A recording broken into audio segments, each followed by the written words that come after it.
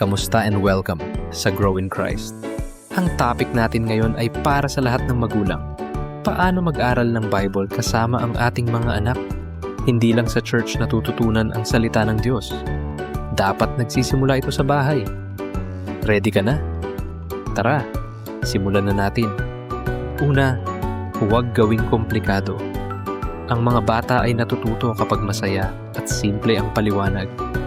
Pwede kang gumamit ng mga kwento mula sa Biblia, tulad ng kwento ni David at Goliath.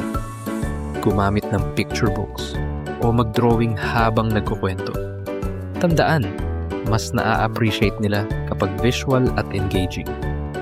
Pangalawa, magtanong sa kanila. Halimbawa, ano sa tingin mo ang natutunan ni David sa laban niya kay Goliath? Kapag nagtatanong ka, natutulungan mo silang mag-isip at ma-apply ang aral sa kanilang buhay. Pwede ring hayaan silang magtanong para maging interactive.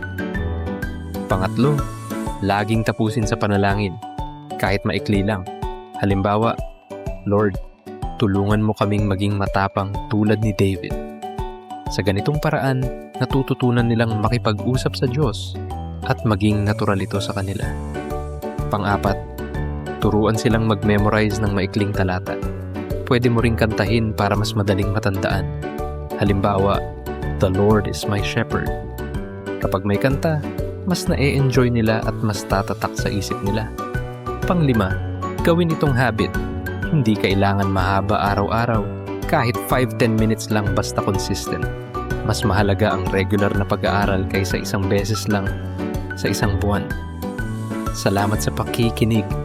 Sana makatulong ito para mas maging meaningful ang Bible study ninyo sa bahay.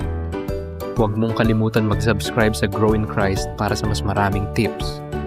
At tandaan ang sinasabi sa Deuteronomy chapter 6 verses 6 to 7. Tanim ninyo sa inyong puso ang mga utos na ito. Ituro ninyo ito sa inyong mga anak. Pag-usapan ninyo ito kapag kayo ay nasa bahay, kapag naglalakad sa daan, bago matulog, at pagkagising. Hanggang sa susunod, at sabay-sabay nating palakihin ang ating mga anak sa pag-ibig ng Diyos. Kita mulit tayo dito sa Grow in Christ. God bless.